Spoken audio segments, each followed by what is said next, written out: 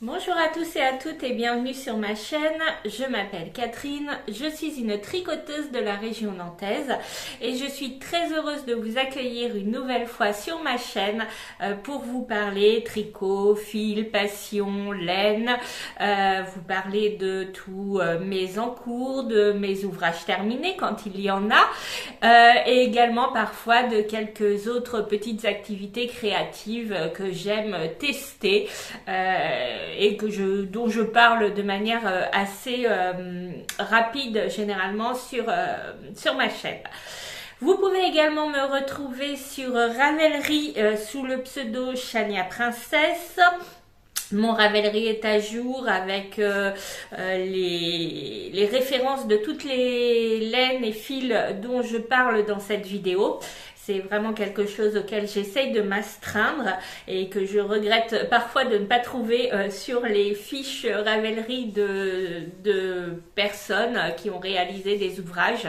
Je trouve ça très très dommage parce que Ravelry nous donne beaucoup, donc j'estime que c'est aussi peut-être à nous de donner aussi des informations. Donc mon Ravelry est à jour. Si jamais vous trouvez des choses qui manquent, n'hésitez pas à me poser des questions dans les commentaires, je me ferai un plaisir d'y répondre.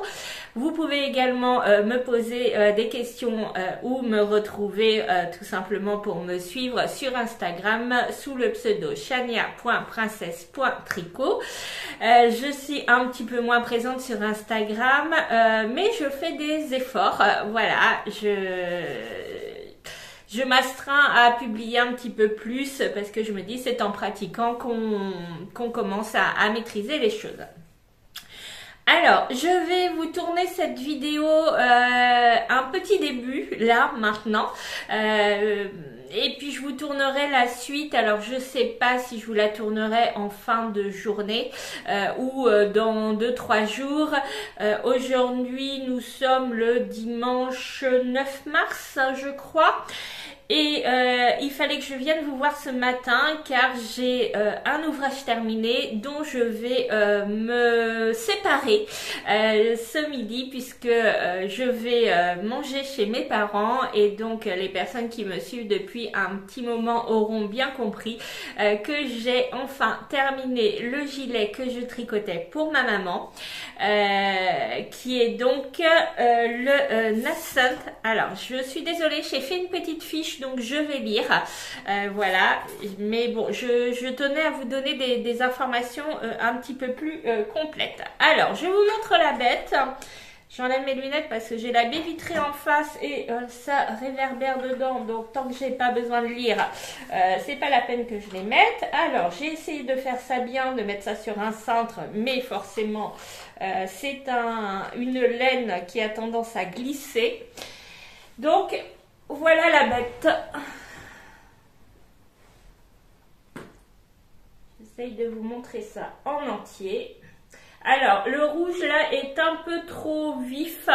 Il est un rouge plus profond, mais c'est la luminosité de la baie vitrée qui fait que ça apparaît beaucoup plus saturé. Donc, voilà l'ouvrage. Je me rapproche pour que vous voyez. Là, on a plus. Est-ce que je peux vous montrer avec la variation de couleur? Non, on est toujours un peu saturé, mais là, on est plus proche. Vous voyez, c'est un peu plus foncé. Donc, c'est un gilet avec une très très belle dentelle.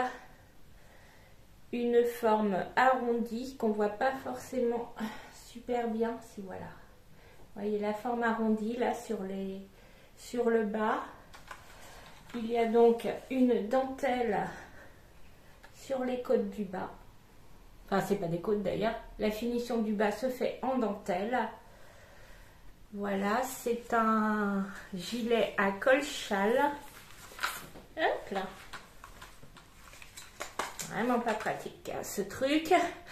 Et donc, avec un col-châle qui se caractérise par une dentelle qui court tout le long.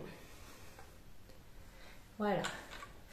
Alors, je ne peux pas vous l'essayer parce que ma maman taille est plus petite que moi et on n'a pas du tout la même morphologie, elle a moins de forme que moi et donc je ne voudrais pas l'agrandir en l'essayant. Je ne sais pas si je pourrais prendre une photo d'elle, auquel cas je vous incrusterai ça si elle veut bien. Voilà. Alors, c'est donc, je vous donne plus de détails sur le modèle. C'est donc le Nascent d'Amanda Kramer. C'est un patron que l'on trouve sur Ravelry au prix de 10,86 €, 10,80 US dollars. C'est un patron qui est en anglais, en français et en allemand. Je l'ai tricoté. Ah, j'ai pas l'étiquette. Bon, c'est pas grave. Vous l'avez vu X fois dans mes podcasts précédents. Je l'ai tricoté en Malabrigo Sock. C'est le coloris Ravelry Red, numéro 611. C'est une laine 100% mérino. Alors, il faut se méfier du nom sock qui est mis dans la... Je me suis fait avoir, c'est pour ça que je donne l'info. Au départ, la première fois que j'ai acheté de la Merino sock, c'était pas celle-ci, c'était une autre. Et je m'étais dit, bah, je ferai des chaussettes avec, puisque socks. Et en fait, pas du tout. C'est une 100% Merino. L'indication socks, c'est la grosseur. C'est pour dire que c'est un équivalent, c'est une fingering en fait. Voilà, donc faites attention, ce n'est pas du tout une laine à chaussettes. Après, rien ne vous empêche de tricoter des chaussettes avec, libre à vous. Si vous le faites, je vous conseille de le mettre dans la tige et éviter les frottements, surtout point de talon avec cette laine. Mais sait-on jamais, pourquoi ça ne tiendrait pas quelques portées. En tout cas, c'est peut-être dommage de l'utiliser dans des chaussettes qui risquent d'être trouées rapidement. Donc c'est donc une fingering, c'est donc 100 grammes pour 400 mètres. L'échantillon qu'avait la designeuse. Alors, la designeuse avait un échantillon de 24 mailles par 32 rangs en 3,5. Et moi, pour avoir le même échantillon, j'ai dû descendre en 3. Ce qui est tout à fait normal parce que je tricote lâche. Donc, je sais pertinemment qu'il faut toujours que je descende d'une taille d'aiguille. Alors, l'idéal serait peut-être été que je descende de 0,25. Après, j'ai pas de quart en fait en aiguille. C'est difficile à trouver en aiguille bois. Je tricote toujours en aiguille bois parce que je tricote lâche et donc je préfère tricoter en aiguille bois. J'ai vu par contre, alors je sais plus le nom, c'est des cynites je crois. Qui se font en quart comme ça, et donc il va falloir que je me penche la question pour en commander. Mais bon, là j'évite les dépenses, c'est pas trop à l'ordre du jour, donc je vais voir. Donc le point employé, donc c'est essentiellement du jersey, hein. On a des grandes mares mer de jersey, et puis on a un point dentelle que je vous montre de plus près. Voilà. Au niveau de sa construction, donc on commence par faire un montage provisoire au milieu du col. Est-ce qu'on le voit? Mon montage provisoire, il est là. Je ne sais pas si vous le voyez, si on le voit un petit peu, mais bon, en réalité, ça ne se voit pas, hein. Voilà, montage provisoire. Donc, on part d'un côté de dentelle, donc jusqu'à la hauteur à peu près du début de l'emmanchure. Ensuite, on reprend ses mailles, on repart dans l'autre sens, pareil jusqu'au début de l'emmanchure. Donc, on a mis les mailles en attente d'un côté. Là, on a les mailles. On relève le long ici. Donc, on relève le long. Je vous montre de ce côté-là, ce sera plus joli. On remonte le long. On récupère les mailles qu'on avait mis en attente. Et donc là, on part donc sur des raglans. Hop, donc, on fait des augmentations raglans. Est-ce qu'on voit bien le raglan là? Ouais, un joli raglan bien discret. Donc on commence, donc ce sont des allers-retours et on fait donc les raglans avec la dentelle intégrée. Donc ça c'est quand même bien parce que c'est C'est quand même chouette d'avoir, de pas avoir, une fois qu'on a terminé, on n'a pas de bande de boutonnage ou d'encolure à refaire. Donc la dentelle est intégrée, donc on descend les raglans. Une fois qu'on est arrivé ici, on sépare le corps des manches. Et donc on continue à dérouler sous le corps. Comment je peux vous montrer ça? Voilà, donc on continue sous les manches un certain temps, jusqu'à à peu près ici, où on commence à avoir des rangs raccourcis pour donner cette forme arrondie. Voilà, tout en continuant la dentelle, on fait des rangs raccourcis d'un côté et on fait pareil des rangs raccourcis de l'autre côté pour donner cette forme arrondie. Une fois qu'on a obtenu cette forme arrondie, eh bien on va faire la bande arrière en dentelle qui se tricote un peu à la manière d'un I-cord. C'est-à-dire que là, quand on a descendu notre jersey, on a nos mailles sur l'aiguille ici. Et donc là, on va commencer à tricoter la dentelle dans ce sens-là, en rabattant en récupérant au fur et à mesure les mailles du côté qui sont sur notre fil, de façon à raccrocher notre bande de dentelle au corps. On va jusqu'au milieu. On fait la même opération en repartant de l'autre côté. Et quand on arrive les deux bandes qui se rejoignent au milieu, on fait donc un grafting. Alors là, il se voit parce qu'on est en contre-jour. Il se voit pas une fois que... Voilà, quand c'est porté, ça se voit pas. Et donc, c'est un grafting qui est très très bien expliqué. Grafting sur les mailles endroit, les mailles envers. C'est vraiment parce qu'on a un petit peu de toutes les mailles. Type de mailles, des mailles torse. Tout est super bien expliqué pour le grafting. Pas que pour le grafting d'ailleurs. C'est vraiment un modèle qui est globalement très bien expliqué. Donc, une fois qu'on a terminé le corps, on reprend les mailles des manches qu'on a mis en attente.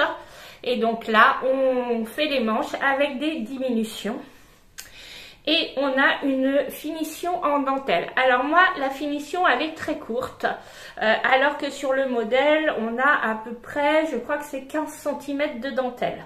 C'est-à-dire qu'on doit dérouler les manches jusqu'à 15 cm avant la fin et terminer en dentelle. Moi, ma maman est toute petite. Qui dit petite en taille dit petit bras. Et donc, si je faisais la dentelle des manches à 15 cm, le problème c'est que j'étais encore dans les diminutions. Et bon, j'avais pas envie de me prendre la tête à faire des diminutions dans la dentelle. Du coup, je suis allée beaucoup plus loin, j'avais mesuré sur elle. Et j'ai donc fait en dentelle, donc ce sont des côtes en dentelle. Voilà, je vous les montre. Très très joli, les côtes en dentelle, et j'ai fait, je crois que j'ai 7 cm de côtes en dentelle.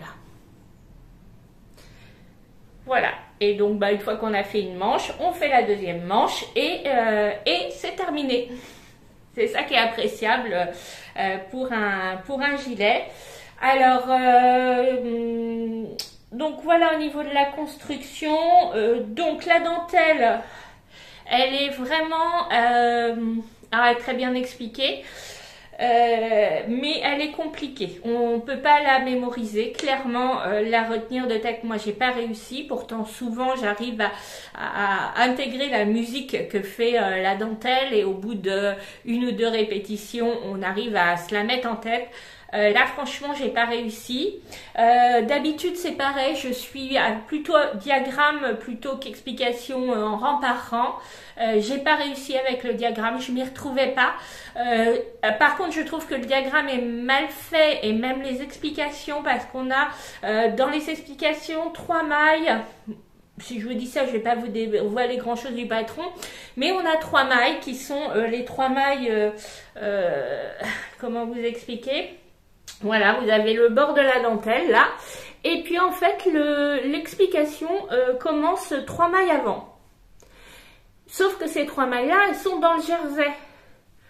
Et donc, il faut se faire une gymnastique pour se dire que ces 3 mailles-là qui sont placées avant le marqueur qu'on nous a fait placer, en fait, sont dans la description de la dentelle, mais on doit les déduire à chaque fois de notre nombre de mailles qu'on doit faire. Voilà, ça m'a un peu perdu au début. Après, bon, je m'étais mis une petite note, surtout que j'imprime. Généralement, j'imprime pas mes patrons, mais là, j'ai du coup été obligée de l'imprimer parce que j'ai été obligée de me faire cette petite note. Il y a juste cette petite chose qui m'a embêtée. Je trouve pas cohérent. Je trouve pas l'intérêt de faire de ces mailles lisières. Pourquoi on les inclut dans la dentelle? Pour moi, ça sert à rien. Je m'étais dit plus tard, peut-être qu'on les récupère dans la dentelle et c'est pour ça qu'elle les exclut pas au départ. Mais non, même pas. Donc, bon. Mis à part ça, c'est quand même un patron qui est très clair, un patron qui est très bien expliqué. Voilà, pas du tout débutant compatible, ça on va être très très clair. Il faut quand même avoir un peu de bouteille en tricot parce qu'on a de la dentelle qui est pas simple.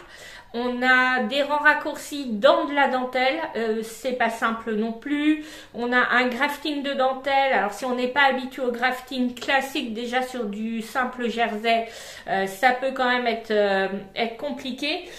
Donc non, pas du tout débutant compatible. Par contre, si vous avez une bonne maîtrise du tricot, allez-y, c'est vraiment un très très beau gilet avec un magnifique rendu. Alors, je me suis en plus compliqué la tâche parce que j'ai alterné les écheveaux. Il faut savoir que la Malabrigo, je me suis fait avoir dans mon gilet Itofude où j'ai pas alterné mes écheveaux au départ et quand j'ai fait mon changement de premier écheveau, j'ai une belle ligne de démarcation. Bon, ça me gêne pas tant que ça, sauf que là j'ai vu les choses venir parce qu'on est sur une laine. Alors d'après ce que j'ai compris, c'est Malabrigo, c'est une marque alors industrielle, oui et non, mais c'est de la laine teinte à la main. Alors comment ils font ça, j'en sais rien, mais donc comme toute laine teinte à la main, et bien même si on a le même bain, il peut y avoir des différences de teinture. Donc je me suis amusée à alterner les écheveaux sur le corps avec 3 écheveaux parce que comme on est en aller-retour, c'est-à-dire que j'avais un écheveau d'un côté, je partais, je reprenais le deuxième écheveau, je repartais dans ce sens-là et donc là je prenais mon 3e fil puisque du coup mon premier fil était rendu de l'autre côté. Sinon j'aurais été obligée, alors c'était possible, hein, mais j'ai pas voulu tenter le coup parce que sinon il aurait fallu faire 2 rangs et j'avais peur que pour aller récupérer l'autre écheveau, j'avais peur qu'en faisant 2 rangs il y ait une grosse démarcation. Donc là il n'y a pas du tout on voit pas du tout de différence et pourtant mes écheveaux avaient de la différence. Et donc le changement d'écheveau, eh bien je le faisais comme quand on fait de l'intersia. Alors je ne sais pas si ça va se voir ici, voilà. Là le long, vous voyez, je croisais mes fils à 3 mailles du bord. Puisque à 3 mailles du bord, on n'avait pas commencé la dentelle. On avait 3 mailles lisières en fait. Et donc je faisais mon croisement de fils comme sur de l'intersia en fait à ce niveau-là. Et par contre les manches, j'ai fait une alternance sur 2 écheveaux avec la méthode hélicoïdale. C'était la première fois que je faisais ça. Je crois que c'est une vidéo de Claude Tricot que j'ai regardée, qui était très très claire. Que sur le coup, j'en avais entendu parler cette méthode, mais je visualisais pas le truc. Je me disais, ça doit être je comprenais pas en fait le fonctionnement. Et puis, c'est nickel, hein, pas de problème. Ça a marché vraiment très très bien. Donc, un super ouvrage. Qu'est-ce que j'avais noté de vous dire de plus ? Donc je l'ai commencé le 29 décembre et fini le 26 février. Alors c'était le cadeau de Noël de ma maman. Cela étant, je n'étais pas en retard pour lui offrir à Noël. En fait, à Noël, je lui avais fait une sélection de patrons. J'avais fait un collage montage de photos et je lui avais offert ça en lui disant choisis le gilet. Je savais qu'elle voulait depuis un petit moment un gilet. Elle me l'avait dit à plusieurs reprises et donc là je lui avais dit bah écoute, voilà, tu as plusieurs propositions, choisis le gilet que tu veux. Voilà, et donc elle avait choisi celui-ci parmi une petite sélection que j'avais fait qui, voilà, je pensais correspondait à ses goûts. Donc forcément, alors je l'ai fait rouge comme le modèle parce qu'elle a craqué sur le rouge. Ma maman adore le rouge. C'est une couleur qui lui va très bien et je suis très contente de l'avoir tricoté parce que moi, c'est une couleur qui ne me va pas vraiment très bien au teint. Le rouge et le jaune chez moi vaut mieux éviter. Le jaune, j'ai carrément l'air malade et le rouge, voilà, comme j'ai une tendance à avoir une peau qui a des rougeurs, autant dire qu'avec le reflet rouge plus les rougeurs que j'ai habituellement, là on a l'impression que je n'ai pas bu que de l'eau. Voilà, donc voilà pour le gilet. Donc je vous disais, j'ai mis 2 mois pour le faire, mais bon, vous me connaissez, je suis loin d'être mono en cours, donc ça ne veut pas dire grand chose. Voilà, voilà, j'ai rien d'autre à dire de ce que j'avais noté. Vraiment un très bon modèle, je le conseille à 100%. D'ailleurs quand j'ai noté sur mon Ravelry, je l'avais terminé, même si j'ai pas encore posté les photos parce que je viens de finir voilà, il a été bloqué il y a 2 jours. J'ai pas, voilà, faut que je coupe à ras les fils parce que quand je bloque, je coupe pas à ras les fils, donc bah voilà, j'ai mes petits fils qui dépassent, voilà. Donc il faut que je coupe ça à ras avant de le donner ce midi à ma maman.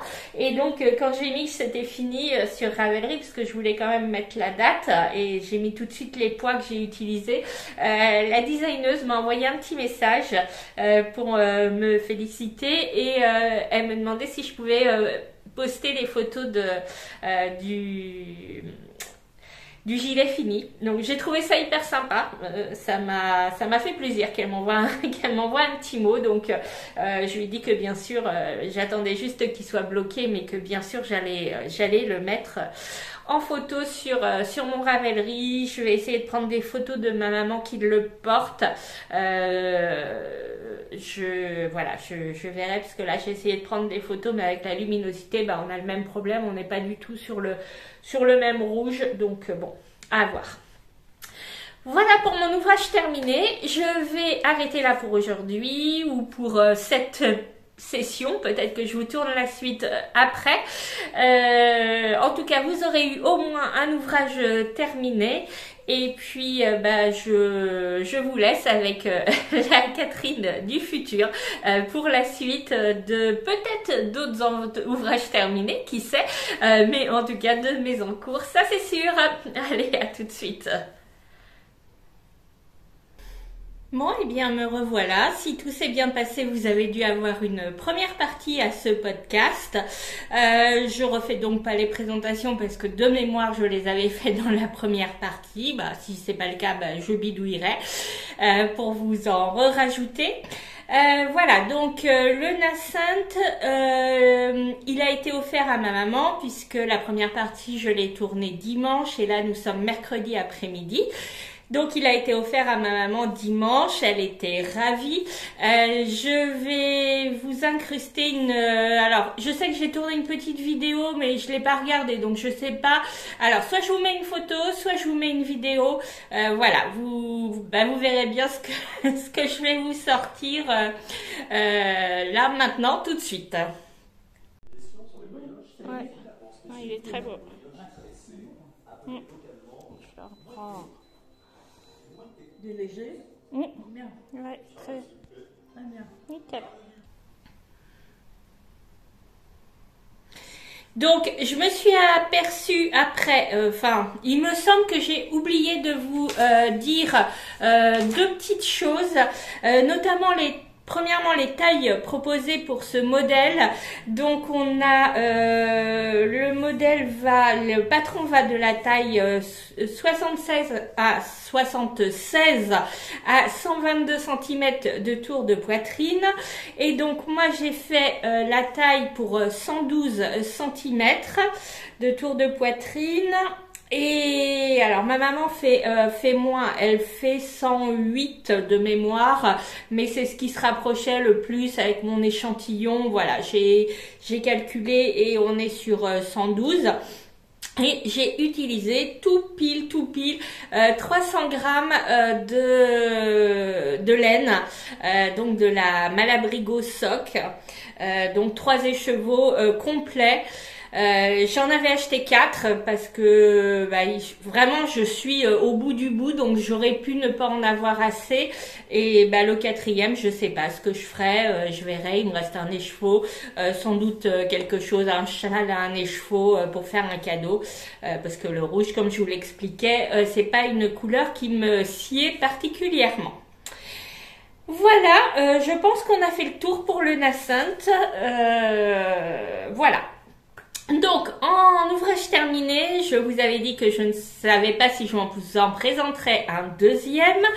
Eh bien si, je vous en présente un deuxième. Voilà, donc c'est le châle Wasabi de la souris au petit doigt. C'est Aurélie la souris, me semble-t-il, sur Instagram. Voilà, je l'ai fait dans le cadre d'un cal et donc je vous présente la chose.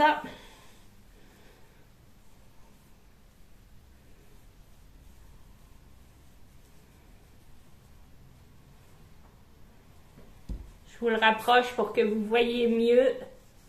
Donc c'est un châle avec de la mosaïque. Alors, au départ, j'avais peur que ça contraste pas trop, mais effectivement, ça contraste pas trop, mais je trouve ça plutôt joli. Ça reste, du coup, c'est très discret. Et donc, c'est un châle à un écheveau plus un mini de 20 grammes. Voilà, et donc avec une petite dentelle en bas. Est-ce qu'on la voit? Oui, on la voit. Donc voilà, il est très peu profond, mais il est très grand. Écoutez, il fait toute mon envergure. Et il paraît que ça fait la même taille que nous en hauteur. Donc je fais 1m65, donc on doit être en gros sur 1m65. J'avoue que je me suis pas amusée à le mesurer. J'aurais pu, mais je l'ai pas fait.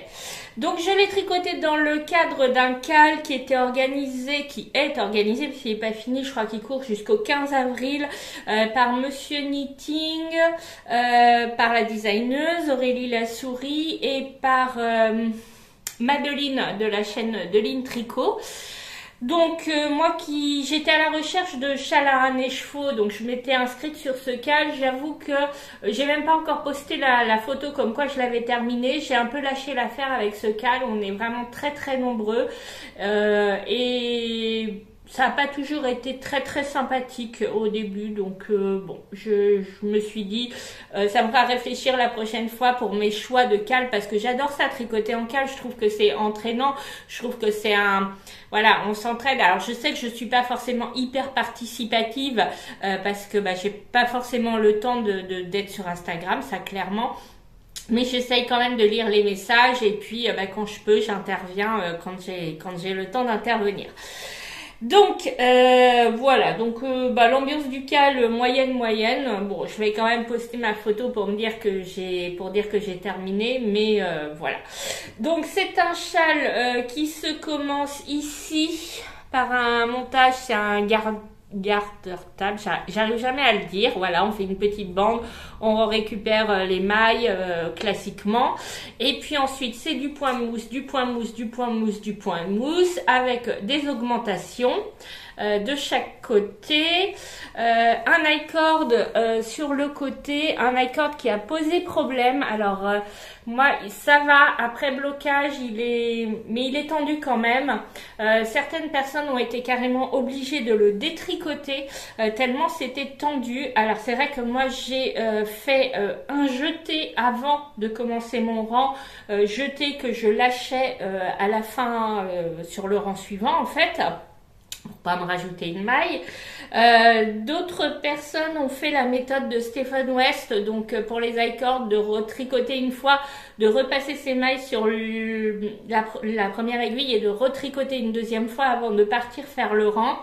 Voilà, moi j'ai eu, c'est une info que Clément Monsieur Knitting a donné quelques temps après le début, et bah moi j'avais déjà commencé.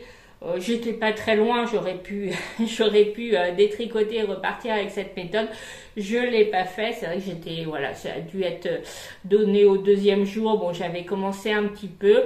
Ah oui, une autre chose qui m'a un petit peu surprise dans ce cas-là, c'est-à-dire qu'il a été lancé, je sais plus à quelle date, le 1er mars sans doute, et dès le lendemain il y avait des gens qui postaient leurs ouvrages terminés. Alors ça m'a interpellée. Pour moi le principe du cal c'est de tricoter ensemble, de s'entraider et tout. Donc bon, voilà, certes il faut terminer un jour, mais voilà. Donc on fait du point mousse, ensuite viennent des rangs avec de la mosaïque. Ensuite, on refait du point mousse et on refait de la mosaïque. Dans le modèle, la deuxième section de mosaïque n'a pas trois, vous voyez, il y a 3 alvéoles, il y en a que 2. Moi, mon esprit psychorigide, ça passait pas, le fait que ce soit pas équilibré. Alors, je pense que la designeuse a fait ça pour que si on utilisait un mini, on tombe juste, en fait. Sauf que, bon, moi, ça me chiffonnait. Alors je vais vous montrer après les laines que j'ai utilisées, mais moi je suis pas partie sur un mini, je suis partie sur un resp, donc j'avais plus de 20 grammes, donc je me suis autorisée à faire des rangs supplémentaires. Et ensuite on termine avec une dentelle, voilà, une petite bordure en dentelle. Donc là c'est pareil, j'ai fait 2 rangs supplémentaires parce que j'ai voulu aller jusqu'au bout du bout de ma laine. Ma dentelle du coup elle est un petit peu décalée parce que comme j'ai fait des rangs supplémentaires, j'ai refait des augmentations au bout et j'ai pas pensé à calculer pour le départ de ma dentelle. Bon, c'est pas grave, il faut vraiment une loupe pour voir que je sais même pas si vous allez voir là, vous voyez, ça aurait dû être centré avec ça. Bon, c'est pas je pense que personne ne le verra, clairement. J'aurais même pu ne pas vous le dire. Mais voilà, c'est... Donc, il les lavé, les bloqué.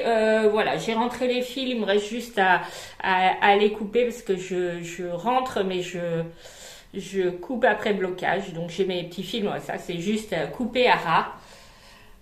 Voilà, donc, un petit modèle. Je vous l'essaye. Voilà.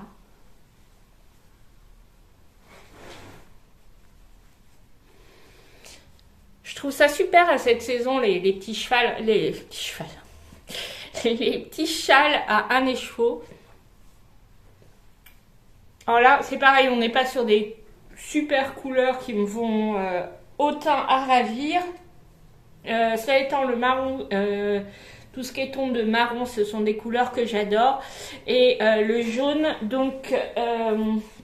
le jaune, c'était un reste de mon châle, le Gogo Dynamo. Je ne sais pas si vous vous souvenez. Donc ça, c'est de la Gizeh Sock d'Ophildorus coloris. C'est la grâce de rat.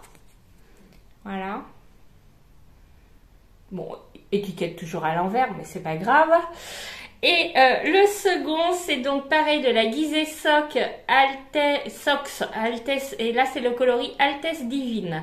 Donc 85% mérino, superwash et 15% nylon. Voilà, donc Ophildorus. Et alors là, j'ai joué à Yarn Chicken et j'ai gagné. Il me reste ça. Je n'ai même pas 1 gramme de reste. Voilà, bon, j'ai tenté le coup de rajouter, d'aller au bout. Je m'étais dit au pire, si je m'arrête, si j'ai pas assez, soit je terminerai avec ça. Parce que du coup, ça c'est ce qui m'a fait office de mini, mais il m'en restait près de 50 grammes, je crois. Il m'en reste encore de quoi faire une petite chose, quoi je ne sais pas, mais voilà. Donc un bon petit châle, tout mignon. J'aime bien le fait, alors il y en avait plein qui étaient très contrastés. J'aime bien le fait que ça le soit très très peu. Est-ce que c'est un châle qui est débutant compatible? Totalement. Franchement, oui. La technique enfin, pour le début, c'est correctement expliqué. Après, ce sont souvent des techniques de début de châle, et notamment il y a des tutos de Stephen West avec cette technique-là qui sont très très bien faits sur Internet. Après, c'est du point mousse. La mosaïque, ben, c'est quand même très très simple, et puis elle est très bien expliquée dans le patron. Et la dentelle, elle est facultative, la dentelle. Donc on peut aussi s'arrêter, faire du point mousse à la place de la dentelle. Donc voilà. Donc voilà un joli petit châle. Je l'ai fait sur quelle période? Combien de temps j'ai mis pour le faire? Hop, je l'ai commencé le 15 février. Donc non, le début du châle devait être le 15 février. Oui, c'était ça, 15 février, 15 avril. Et je l'ai terminé le 9 mars. Bon, sachant, comme d'habitude, je ne suis pas mono en cours. Donc voilà, je pense que je vous ai tout dit. Je l'ai tricoté en aiguille 3. Il est assez... Bon, le blocage l'a assoupli, mais c'est vrai qu'au tricot, c'était pas super agréable. Je trouvais ça un petit peu serré. Et effectivement, dans le cale, certaines personnes ont augmenté leur taille d'aiguille pour qu'il ait un peu plus de souplesse. Le problème, c'est qu'elles ne sont pas arrivées au bout du modèle. Elles n'avaient plus assez de laine parce que quand on augmente sa taille d'aiguille, forcément, on consomme plus de laine. Voilà, mais je suis très satisfaite de ce châle, très contente de l'avoir terminé. Voilà pour les objets terminés. On va s'arrêter là pour ce que j'ai de terminé. Oui, j'ai rien d'autre de terminé. Non, on va pas, n'exagérons rien. Je n'ai rien d'autre de terminé. Donc, puisqu'on est dans les châles, eh bien, on va continuer sur les châles. Souvent, je commence avec les chaussettes, mais là, cette fois, on va partir sur les châles. Et donc, mes encours de châles, puisque j'avais un deuxième châle à un écheveau sur mes aiguilles. Donc, c'est le châle Victoire de l'atelier des Tricopathes. Hop là. Je suis désolée, j'ai ma tablette là en bas pour suivre parce que j'ai pas préparé.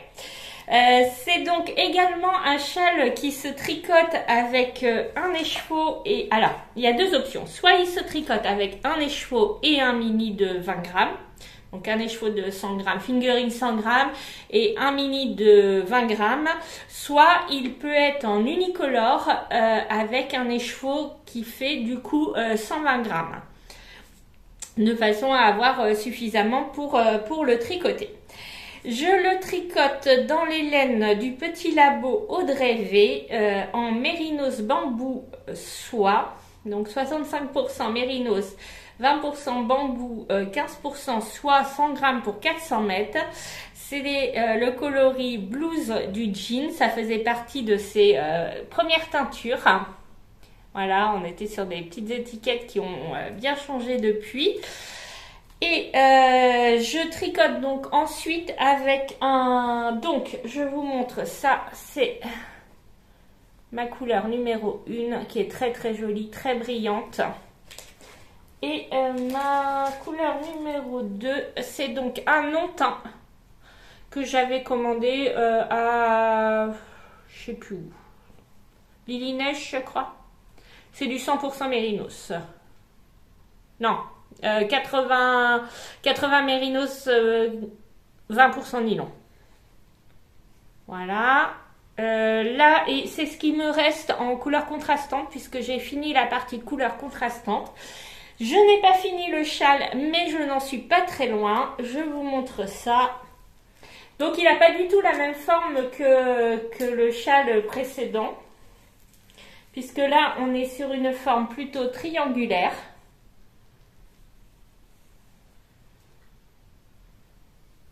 On n'est pas du tout sur les mêmes coloris non plus. Et franchement, je l'adore. Il est super. En plus, bon, il est tricoté avec une laine super souple. Bien évidemment, bambou soie, forcément, c'est plein de souplesse. Énormément de ton. Donc, on commence par... je ne sais plus comment on commence. Je ne sais plus comment on commence. Je vous détaillerai ça quand je l'aurai fini dans ma prochaine vidéo. Hein, je regarderai. Je pense qu'on fait un petit montage. On fait un petit montage simple. Et puis après, on part avec des augmentations au milieu, des augmentations sur les côtés. On n'est pas vraiment sur un light cord sur le côté. On est sur plutôt une bande de point mousse. Et là, du coup, c'est beaucoup plus simple, beaucoup plus souple. On fait là du jersey, contrairement à l'autre où c'était du point mousse. Et d'ailleurs, le jersey, il n'y a pas, ça permet quand même de voir la beauté de la laine. Toutes les nuances de cette laine, c'est magnifique. Ensuite, on a une première bande avec un point texturé. Donc, avec des rangs raccourcis, ce qui fait que le point texturé est beaucoup plus large ici que au bout. Ensuite, on reprend du jersey. Ensuite, une deuxième bande. Alors là, c'est avec des jetés. Voilà, donc même principe des rangs raccourcis pour que ce soit plus grand d'un côté que l'autre. On refait du jersey et une troisième bande avec des côtes torse en aller-retour. Donc, ce qui veut dire des semi-torse, des mailles à envers torse pour le retour. Donc ça c'est un petit peu le truc qui fait mal aux mains. Ensuite on refait du point jersey et ensuite, alors, je ne sais pas si vous allez voir, si on a une très très jolie tresse qui se forme. Hop, voilà. Ensuite on nous fait faire une très jolie tresse, un rang, et ensuite là on a les finitions avec des côtes un petit peu particulières. Voilà. Je suis très près du but. Je pense qu'il sera terminé pour la prochaine fois. Ce châle, je l'adore, je l'adore, je l'adore. Je me disais que peut-être je vous parlais tout à l'heure qu'il me restait une... quoique non, j'ai que 100 grammes du Nascent de ma maman en rouge, où je trouve un coloris contrastant pour faire un cadeau. Il est super ce châle, je vous le recommande à 2000%. Donc il est tricoté dans le cadre d'un cal également qui est organisé. Donc l'idée a été lancée par Vanessa de la chaîne Créaness. Je te fais des gros bisous Vanessa parce que je sais que tu passes par là. Il y a également Cindy de l'atelier des tricopathes qui est dans le groupe, hein, donc la designeuse, et qui est également teinturière de laine. Et puis c'est un groupe très très sympathique là par contre, où on est quand même un petit nombre, mais voilà, très très sympathique, même si je suis pas très très participative parce que malheureusement en ce moment mon travail envahit mon esprit, on va dire, et que j'ai pas forcément comment dire, l'envie, je suis pas de bonne composition pour aller sur Instagram et pour participer et pour voilà, c'est très très compliqué pour moi en ce moment, beaucoup de remises en question, beaucoup de heureusement que le tricot est là pour me pour me sauver l'esprit. Enfin bon, le sujet n'est pas là. Toujours est-il que ce cal est bien sympathique. Je pense que vous pouvez toujours le rejoindre si jamais l'envie vous en prenait. Il suffirait d'envoyer un petit message à Vanessa Créanes sur Instagram ou à l'atelier Cindy de l'atelier des tricopathes. Donc sur Instagram, c'est la tricopathe alsacienne. Voilà, donc vous leur envoyez un petit message, puis je pense qu'elle vous intégrerait au groupe. Voilà, je pense que je vous ai tout dit. Le prix du patron, oui, c'est un patron donc qui est à 6,60 € sur Ravelry. Il est en français, bien sûr. Enfin, bien sûr, oui, puisque la designeuse est française. Hein. Voilà, que dire, les aiguilles, je tricote en 3,5. Je crois qu'elle recommandait... Voilà, 3,75, mais moi j'ai pas de 3,75, donc, et comme je tricote lâche, j'ai tricoté en 3,5, avec un joli petit cœur assorti, voilà. Donc en 3,5, et donc je vois qu'elle recommande une deuxième taille d'aiguille en 4,5, mais je pense que c'est pour le rabat, pour qu'on ait un rabat assez lâche. Je pense que c'est pour ça, je lis pas les patrons à l'avance, donc... Voilà, je verrai et je vous raconterai ça dans le prochain épisode en espérant pouvoir je pense, parce que sinon franchement j'y mettrais de la mauvaise volonté, sachant que je viens à peu près toutes les 2 semaines. Si en 2 semaines j'ai pas réussi à faire je sais pas, il me reste 5 rangs peut-être et le rabat, donc quand même ce serait abusé. Voilà pour ce châle là. Autre châle en cours qui avance petit à petit, c'est donc le châle Resplendence de Stephen West, le Resplendent Shawl de Stephen West, qui est donc un châle avec plein de couleurs.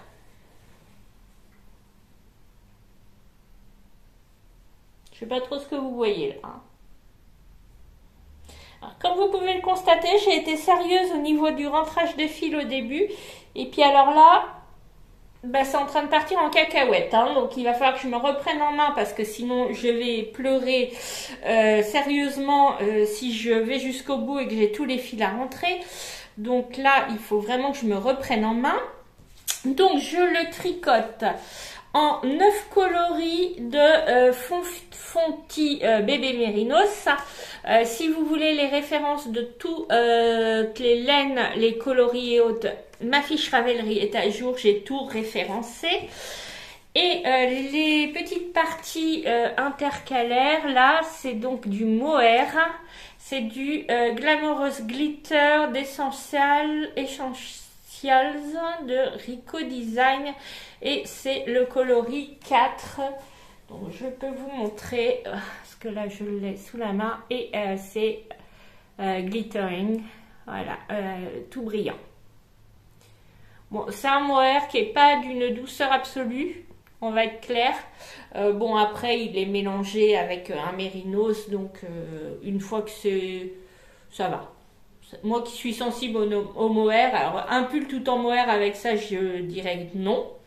Mais voilà, on est sur 50% mohair, 29% soie, 15% laine et 3% métalliseur garn, fibre métallisée. Voilà, donc pas doudou, mais ça passe. Voilà, donc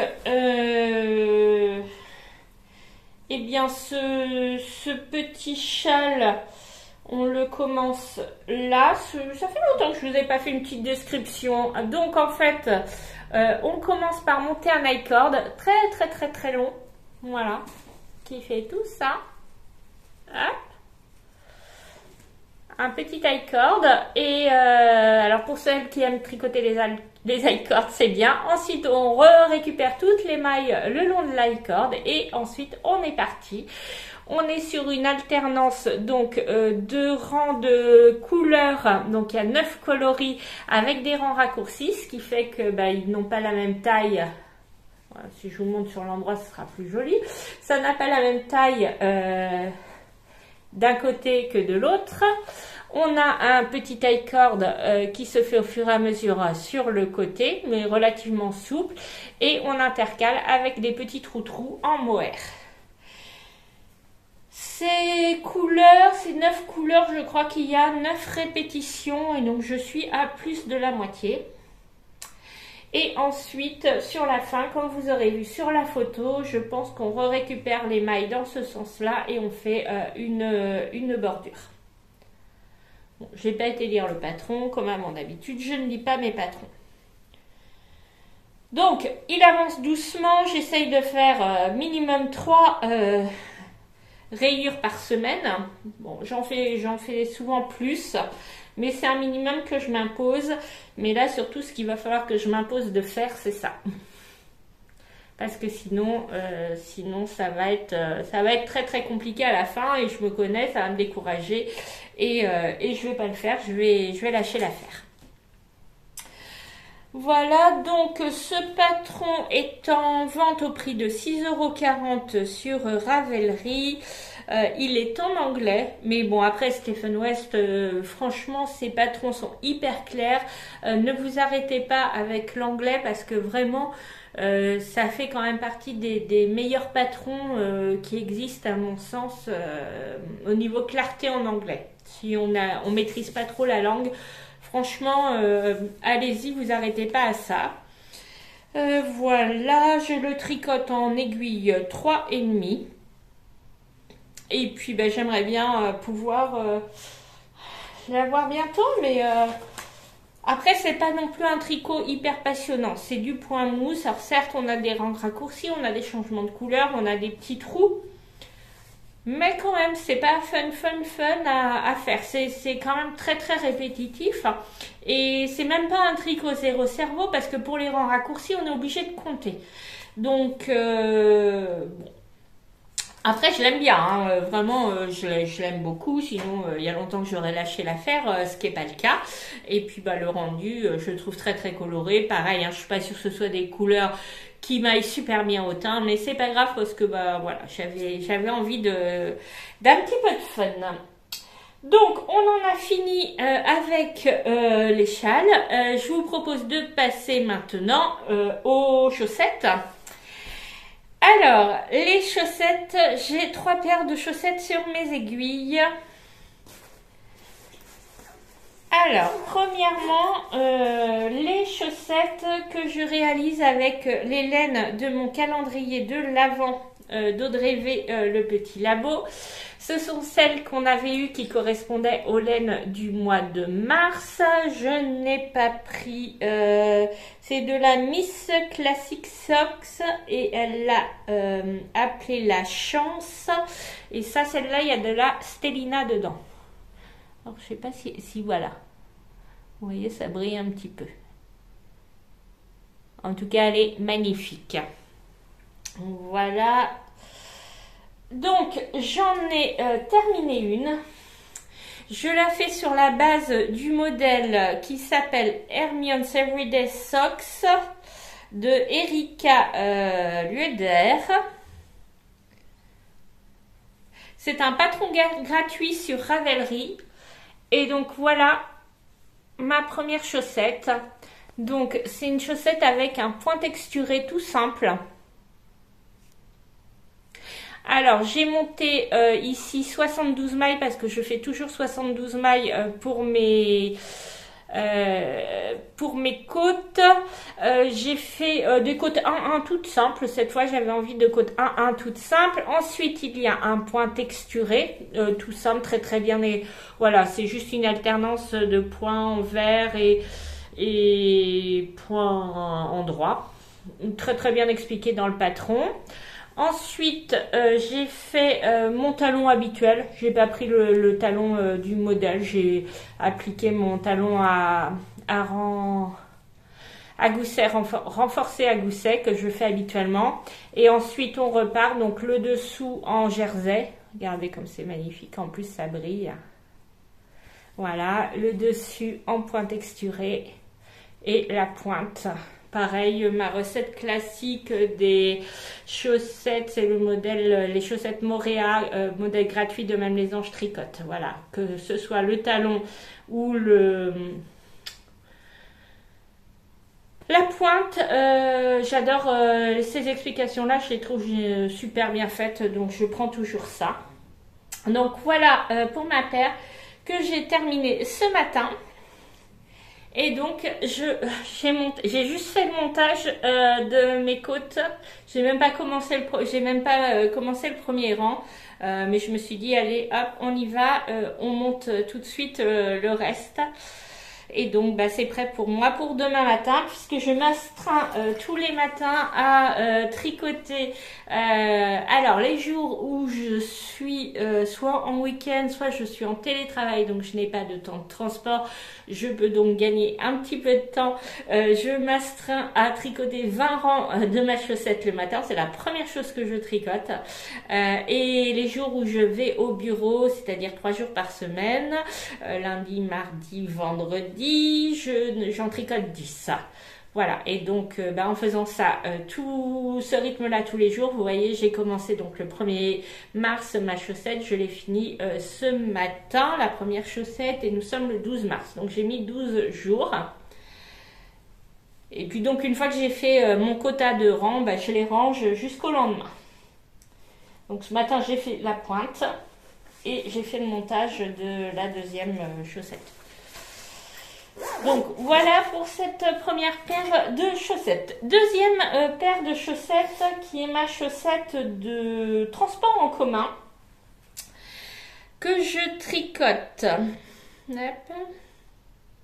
Que je tricote dans de la laine qui vient du bruit des aiguilles. Et donc c'est ce qu'on appelle, ce qu'Anna appelle une boulette. C'est-à-dire, soi-disant, une laine dans laquelle il y a un défaut. Moi, je le cherche encore, le défaut. Donc, c'est une autorayante. Je vous la montre tout de suite après. 85% Merino Superwash, 15% nylon, 200 mètres, 50 grammes. C'est ce qu'elle voulait faire, c'était la forme de l'eau. Mais il y a un problème sur la rayure kaki que je cherche encore. Et je l'ai fait avec un mini sauge, puisque quand on lui commande des boulettes, elle les met en vente tous les premiers lundis du mois, le soir, je crois.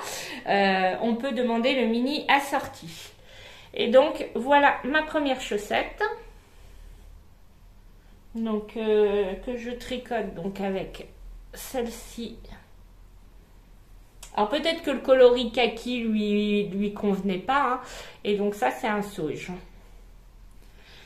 Et donc voilà, donc là ce sont des chaussettes que j'ai commencé par la pointe avec un Turkish Caston.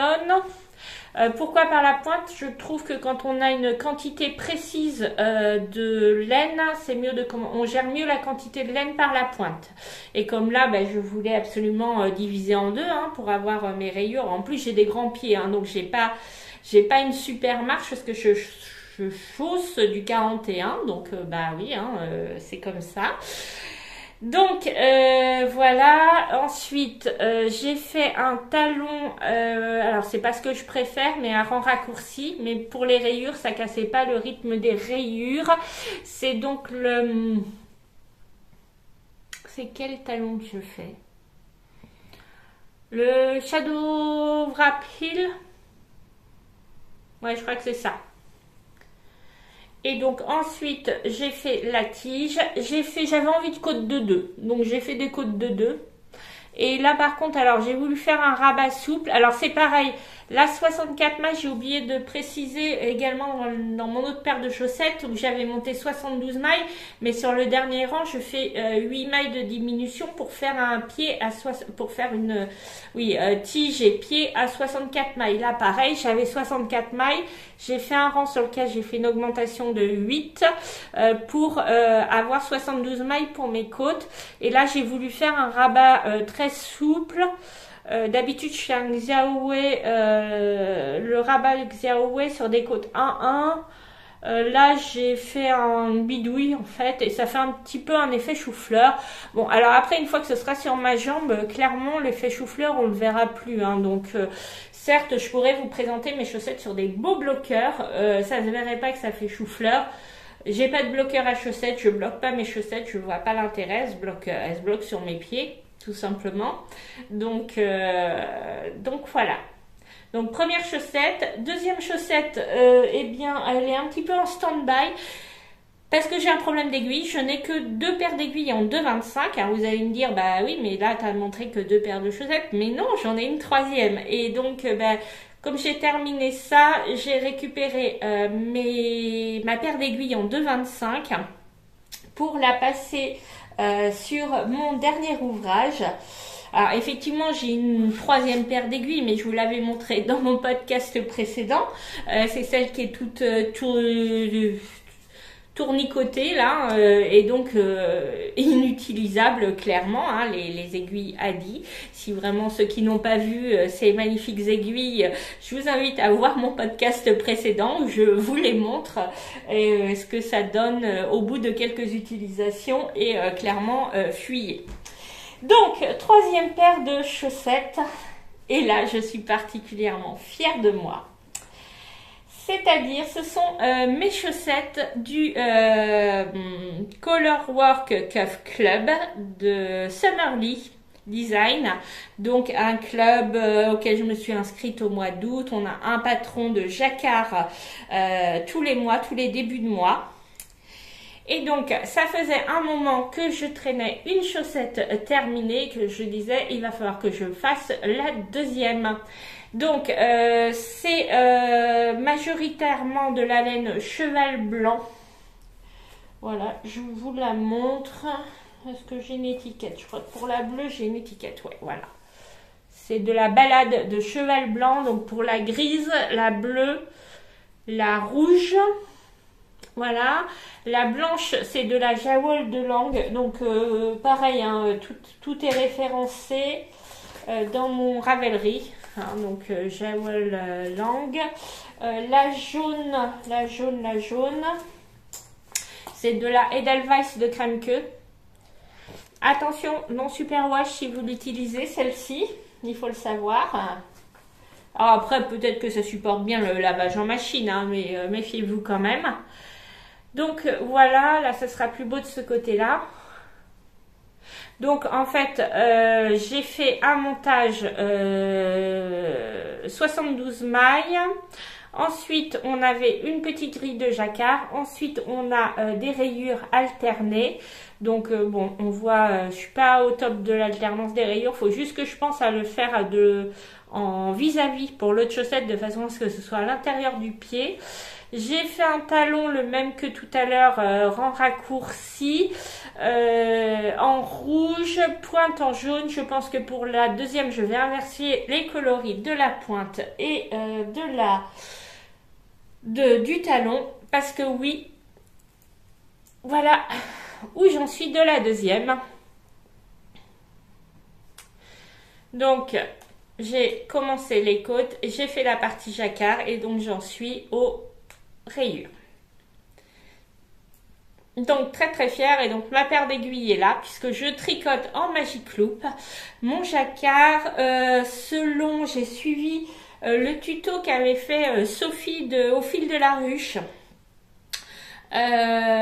pour tricoter en Magic Loop en jacquard. De toute façon j'attrape trop mal aux mains avec les mini aiguilles circulaires, et donc je tricote mon jacquard avec mon dessin à l'envers.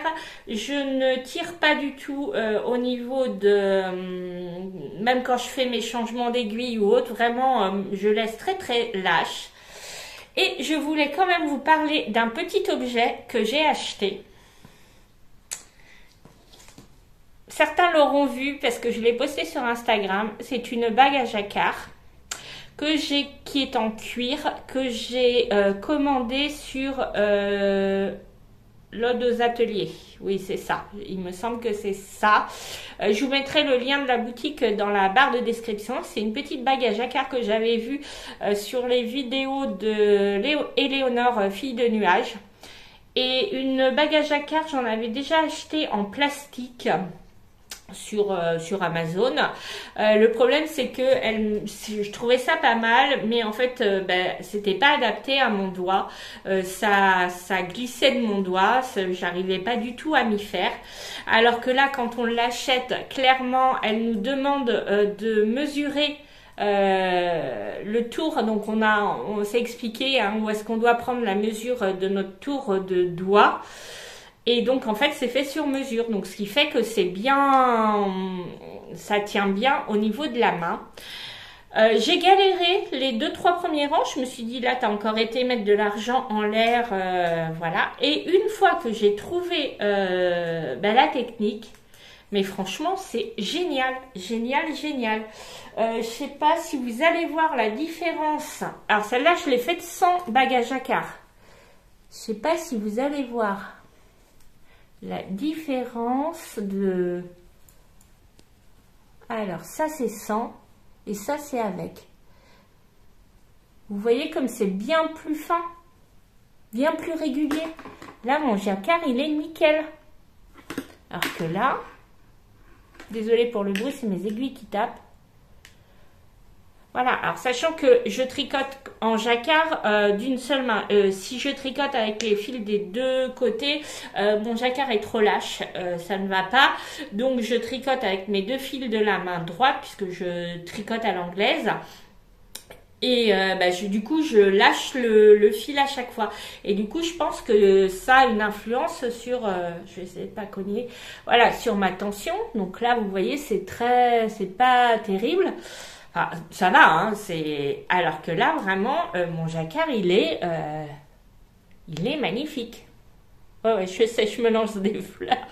Écoutez, on n'est jamais mieux servi que par soi-même, hein, pour les compliments. Voilà. Donc les 2-3 premiers rangs, ouais, j'ai un petit peu galéré. Et puis après, mais vraiment, c'est un coup à prendre. Je pense que pour les gens qui tricotent en mini circulaire, c'est encore mieux. Puisque quand on tricote en Magic Loop, eh bien, on a une manipulation à faire, hein, quand même. Donc ça suppose qu'on enlève la bague jacquard à chaque fois qu'on fait la manipulation. Au début, j'ai trouvé ça galère parce que j'avais pas trouvé une technique pour la remettre rapidement. Et puis finalement, j'ai trouvé comment faire et je ne sais pas si je peux vous montrer. Hop, on va essayer de faire ça. Alors après, pour les jacquards sur des pulls ou autres, ça doit être carrément la géniale. Pour le Magic Loop, le seul petit inconvénient, c'est qu'on doit à chaque fois faire la manip d'aiguille. Alors ça se fait très vite, hein, quand on est habitué au Magic Loop. Moi, ça me pose aucun problème de faire cette manip d'aiguille. Hein. Donc mon jacquard, je le tricote, mettons, je suis en position de jacquard. Donc je suis... Ma laine, je la passe, donc je suis censée avoir plusieurs couleurs, hein, mais là j'en ai qu'une. Donc ce que j'avais fait, alors on peut choisir soit 3 trous pour 3 couleurs, soit 2 couleurs. Je m'étais dit, tant qu'en acheter une, autant prendre une 3 couleurs, sachant que là j'ai que 2 couleurs. Donc du coup j'avais mis une couleur le plus loin, une couleur, enfin j'avais bien séparé les 2 couleurs. Je sais plus quel est le principe de couleur contrastante, si on la met plus loin de soi ou plus près de soi, faut que je penche la question. Je me suis dit c'est pour des chaussettes et l'intérêt c'est que ça soit toujours du même côté, donc voilà.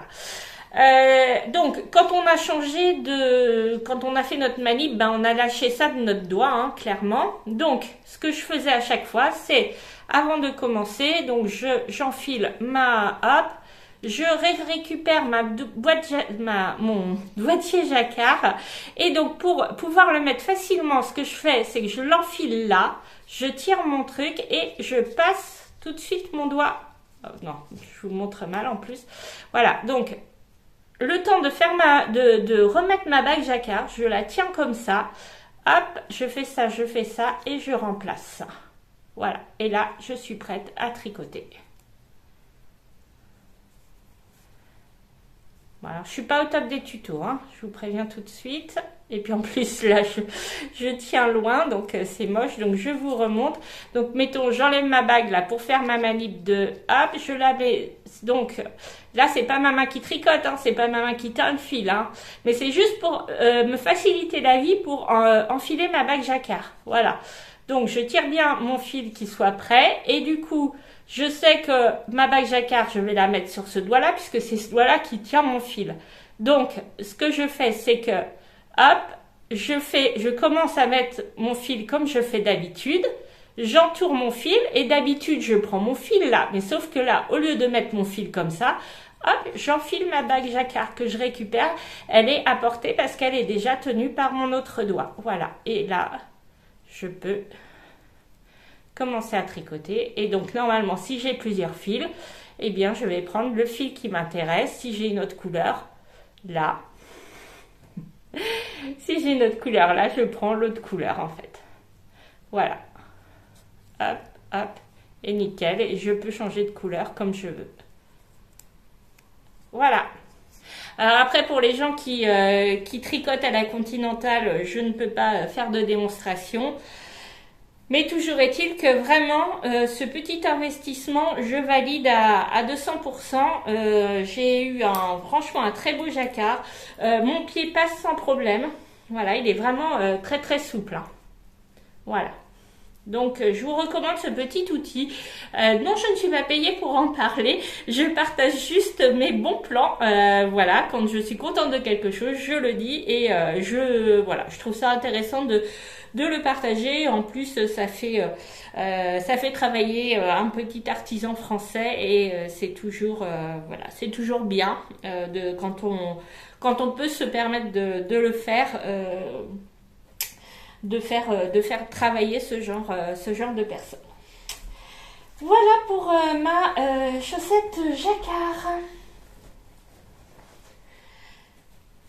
Ensuite, ça fait combien de temps? 46 minutes. Oui, voilà, je regarde l'heure. Cet après-midi, je dois faire taxi pour ma collègue de bureau qui s'est cassé la malléole en allant marcher il y a une semaine. On habite à 200 mètres l'une de l'autre et comme je travaille pas le mercredi après-midi, je lui ai proposé de faire taxi, voilà, pour qu'elle aille prendre l'air un petit peu.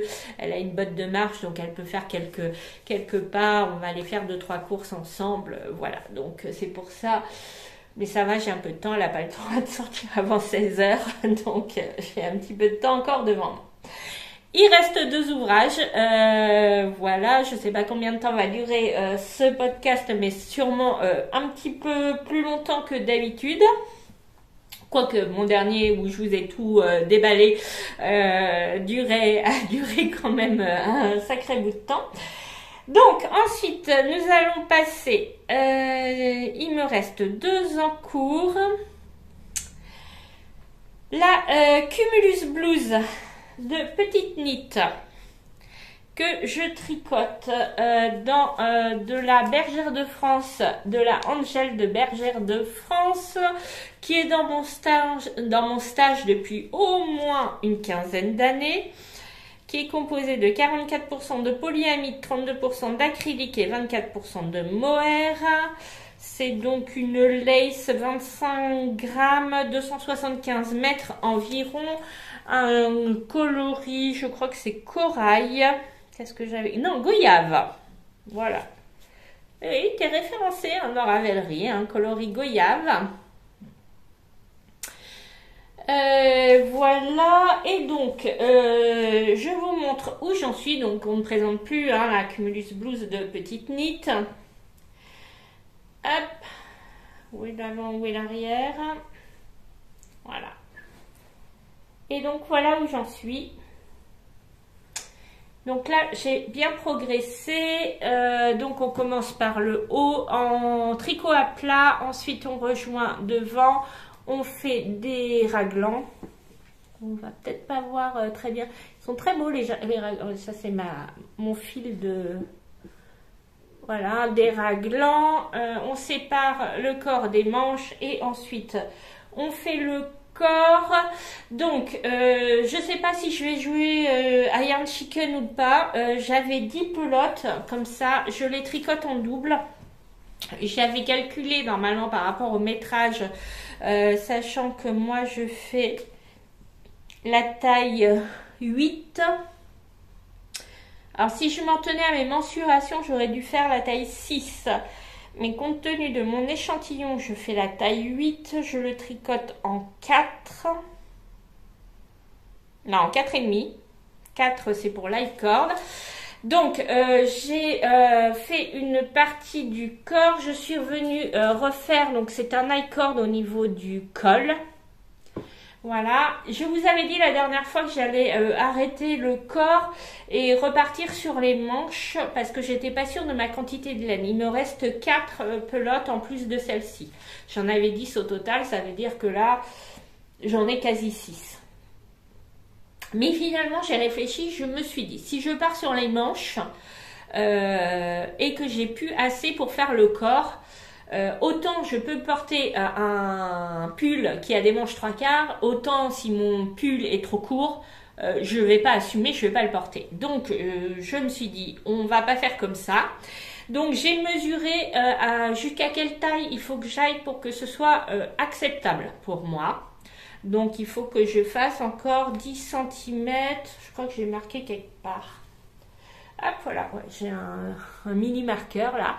Et donc, il fallait que je fasse 10 cm encore pour être sur une taille minimale acceptable. Ou portable, voilà, je sais que si je fais 10 cm là, je vais le porter.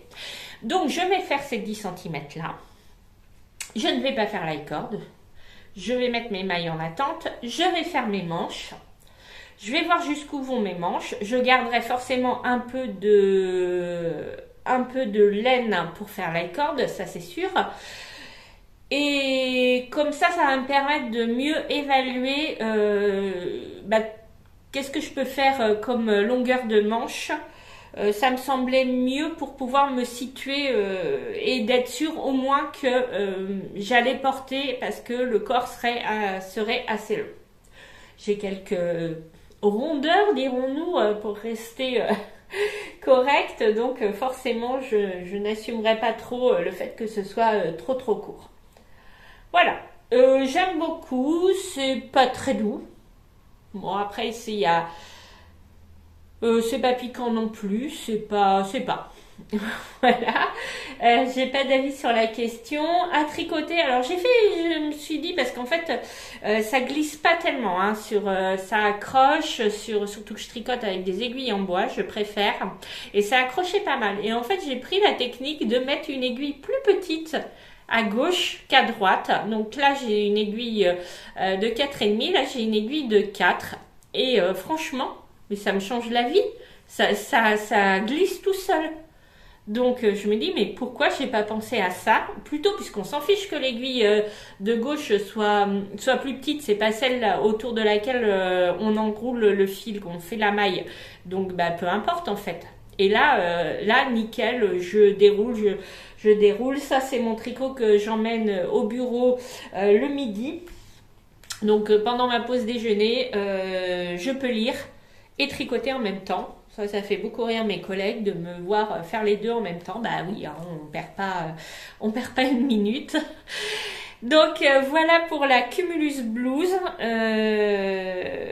Voilà, que vous dire d'autre? Bon, c'est un modèle très connu, hein, de petite knit. Le patron à 6,98 €, 50 couronnes danoises. Voilà. Il existe de la taille XS à la taille 5XL en français, en anglais et en 10 autres langues. Donc bon, je pense que vous pourrez trouver votre bonheur là-dedans. Moi, je le suis en anglais. Franchement, on m'avait dit que les patrons de petite knit, c'était franchement le minimum au niveau des explications. Je trouve pas du tout. Alors celui-ci a un patron particulièrement bien. J'ai fait le Moby Sweater également d'elle. J'ai pas rien à dire des patrons de petite knit. Hein. Vraiment, j'en suis très contente. Et donc on va arriver au bout avec le dernier ouvrage et non des moindres, qui est Et donc, le Terreno de Rory Locatelli, qui est une immense veste que je tricote en air de drops. Donc, hop. C'est le coloris Origan, me semble-t-il, le 47. Et donc, j'en vois le bout. Alors là, par contre, je ne sais pas comment je vais pouvoir vous montrer ça. Pardon, excusez-moi. Donc, vous avez vu, il a deux manches. Il a deux manches, il a un corps et j'en suis rendue aux côtes. En côtes qui sont en pointerie. Voilà, donc c'est une grande veste. Est-ce que je peux vous l'essayer sans me... Ouais, mais je crois que là ça va rien donner parce que j'ai pas beaucoup de recul.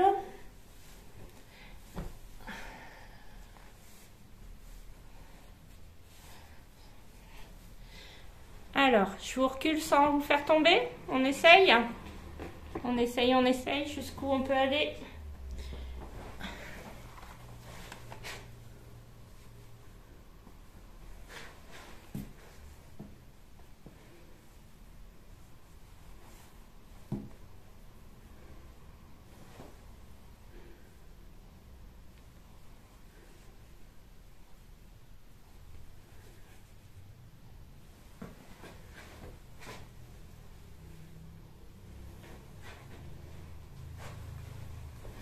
Oui, alors, je vais essayer de ne pas vous faire tomber.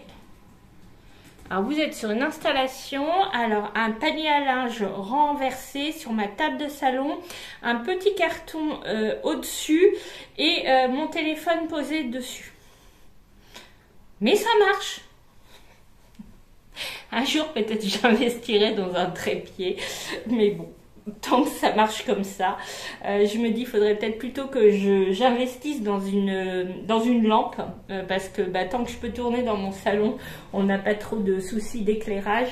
Mais dès que je dois tourner, soit dans la chambre de mon fils, atelier, voilà, ou dans mon bureau. Bon, mon bureau c'est un peu plus compliqué au niveau luminosité parce que ça varie beaucoup. Il me faudrait plutôt un éclairage. J'ai regardé sur Amazon. J'ai pas envie d'acheter une ring light parce que la place aussi. J'habite pas un appartement. Je prends déjà trop de place avec ma laine. Si en plus je rajoute un trépied pour mon téléphone, une ring light, là mon compagnon va me dire c'est bon, moi je pars, j'ai plus de place pour moi. Au revoir. Donc bon. Alors je pense que quand je voudrais vous la montrer en entier, il faudra que je me filme à part et je vous incrusterai une vidéo. Mais ça, ce sera quand elle sera terminée et donc j'espère pour le prochain podcast. Et oui, tous les espoirs sont permis. Donc les manches sont faites. On a 10 cm de côte. C'est de pointerie pour la côte. Je vous détaille pas la construction cette fois-ci. Je vous la détaillerai la prochaine fois puisque j'espère bien que ce sera terminé. Voilà, donc c'est une jolie veste avec un point texturé au milieu, vous voyez, voilà, un col châle avec également un très très joli point, voilà, et donc le bas, j'ai 10 cm de côte à faire en pointerie. Donc, j'en vois le bout. La Air de Drops, franchement, ça en fait un ouvrage hyper léger parce qu'en fait, ce qui m'avait fait peur, c'est que beaucoup, quand je voyais ce modèle, et je vais voir toujours les projets des personnes, je voyais que beaucoup avaient abandonné en mettant que c'était beaucoup trop lourd. Et je pense, parce que, alors, la designeuse, donc c'est Rory Locatelli, je sais plus si je l'ai dit. Elle le tricote en Malabrigo worsted, donc je suppose qu'elle est beaucoup plus lourde que ça. Et en plus, bah, j'ai commandé le métrage qui était dans le patron. Alors, enfin, je revérifie parce qu'il va me rester pas mal de pelotes. Pas mal de pelotes encore. Donc j'ai pas fait le point, je sais pas encore exactement ce que j'en ai utilisé, mais il va m'en rester pas mal. Alors pour mon défi moins 2025 grammes à la fin de l'année, ça m'arrange pas qu'il me reste de la laine. Il aurait fallu que tout soit consommé. D'ailleurs, je crois que je vous ai pas montré. Non, ben j'ai pas dû tourner de podcast depuis le 1er mars, donc je vous mets là, ici, parce que je suis très très fière de moi, mes résultats, ici ou ici, hein, j'en sais rien, le résultat de mon challenge pour ce mois-ci, voilà, donc pour une fois qu'il y a du mois, bah écoutez, il faut que je le montre quand même, hein, parce que ça va pas durer, clairement ça va pas durer, je vais vous expliquer pourquoi ça va pas durer. Donc voilà, en tout cas pour le métrage, je sais pas, je referai le bilan quand j'aurai terminé. Alors peut-être que je me suis plantée complètement dans les calculs et que ça vient de moi, hein, mais pas du tout du modèle, mais je sais pas, j'ai pas compris. Enfin, toujours est-il que ça touche à sa fin. Je vous reparle pas de la construction. Si vraiment vous voulez du détail de construction, allez voir dans mes vidéos précédentes, je vous détaille ça. Je vais pas le faire ici parce que la vidéo est assez longue et que comme j'ai bon espoir de l'avoir terminée pour le prochain podcast, là je ferai comme je fais à chaque fois que j'ai terminé un ouvrage, une revue détaillée de celui-ci avec notamment la construction. Voilà, on a fait le tour de tous mes ouvrages. Au niveau de mes futurs projets, pourquoi je vous dis que le mois ne va sans doute pas durer, parce que j'ai bien l'intention de passer une petite commande. Alors, je vous avais dit que je vous ai utilisé mon stash. Jusqu'à présent, je suis plutôt raisonnable depuis le début de l'année. Cela étant, pour ma défense, oui monsieur le juge, pour ma défense, je n'ai pas de fil d'été dans mon stash. Nous sommes au mois de mars, vous comprenez bien ma problématique. Et donc, je suis en train de réfléchir, je ne vais pas me lancer dans 10 ouvrages d'été, parce que c'est pas ce que je porte le plus, c'est pas ce que je préfère non plus. Mais j'ai envie de tester le chanvre et le lin. Et donc, c'est Calamitinite et Estelle qui a lancé un cal short parce que elle a découvert un short. Alors, je me suis inscrite au cal parce que je trouve ça rigolo. Je suis pas sûre sur le coup, je m'étais dit je vais me faire un short. Puis après, je me suis dit mais en dehors de dormir avec, tu vas pas le porter ton short parce que même pour aller à la plage, j'assume pas d'être en short. Clairement. Voilà, il y a des gens qui assument tout à fait leur forme, hein. Il n'y a pas de problème là-dessus. Moi, c'est pas mon cas. Donc, le short en dehors de dormir avec, je vois pas ce que je vais en faire. Donc, je suis en pleine réflexion avec moi-même. Mais bon, c'est pas exclu parce que il y a le côté ludique de faire un short. J'ai jamais tricoté de short de ma vie. Je suis quelqu'un qui est plutôt dans je suis plutôt une process knitter, c'est-à-dire que moi j'aime le processus de tricoter. C'est pour ça que ça ne m'embête pas de tricoter pour les autres. J'aime beaucoup l'objet fini, hein, faut pas exagérer non plus, mais ça ne m'en séparer, ça me crève pas le cœur. Je tricote pas forcément pour avoir un objet fini. Je trouve que tricoter un short, c'est plutôt rigolo. Après, j'ai pas envie de mettre cher dans une laine pour tricoter un short que je vais peut-être pas forcément beaucoup porter. Donc, je suis en train de réfléchir à ça. Mais cela étant, pour en revenir à Calamitinite, elle avait, dans le cadre de son elle a des sponsors entre guillemets et dont Naticea qui propose une réduction. Il y a un code de réduction, je pense que vous pouvez le retrouver sur la dernière vidéo de Calamitinite qui faisait du coup une réduction sur l'achat de fils d'été. Et donc j'ai sélectionné, moi je crois j'ai mis de côté 2 modèles de t-shirts qui sont réalisés et l'une en fil avec du lin et un autre avec du chanvre, voilà. Et donc je réfléchis à passer une commande. Il faut juste que je vois budgétairement parlant comment ça se passe, parce que eh bien, les temps sont parfois un petit peu difficiles et là c'est le cas. Donc voilà, non mais je me plains pas du tout, non, c'est juste je viens d'acheter un billet d'avion pour repartir voir mon fils et au mois d'avril avec les vacances scolaires, les ponts du 1er mai, du 8 mai et tout, les billets d'avion sont clairement pas donnés. Mais j'avais envie de voir mon fils et surtout ma petite fille. Non, je peux pas dire surtout, j'ai envie de voir mon fils et ma petite fille. Mon fils sera en vacances, en congé paternité au mois d'avril et mois de mai, donc je voulais y aller sur cette période-là pour profiter de lui également. Donc bon, je me suis un peu ruinée dans un billet d'avion.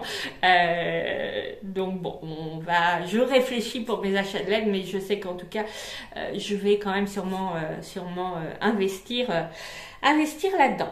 Donc voilà, je pense qu'on a fait à peu près le tour de tout ce que j'avais à vous dire. Du moins j'espère, parce que vu la longueur de ma vidéo, voilà. Eh bien écoutez, on va en rester là. Du coup, eh bien je vous dis à très très bientôt. Eh bien comme d'habitude, je ne sais pas, sans doute sous à peu près 2 semaines, en tout cas quand j'aurai des choses à vous dire. Mais là, je pense que on va peut-être avoir des objets terminés quand même pour très très prochainement. Donc je pense revenir assez prochainement. D'ici là, je vous embrasse très très fort. Prenez soin de vous, prenez soin des vôtres, faites-vous plaisir parce que c'est important de vous faire plaisir dans la vie. Pensez à me mettre un petit commentaire, un petit j'aime, à vous abonner si vous n'êtes pas abonné. Les commentaires, ça me fait toujours plaisir parce que j'adore échanger avec vous. Voilà, c'est vraiment un truc super sympa. Bienvenue aux nouveaux abonnés d'ailleurs, parce que j'ai oublié de le dire. Mieux vaut tard que jamais. Donc voilà, je vous dis dans quelques jours, quelques semaines. Vous verrez bien avec moi, c'est toujours la surprise. Je vous dis à très très bientôt. En tout cas, je vous embrasse très fort. Ciao!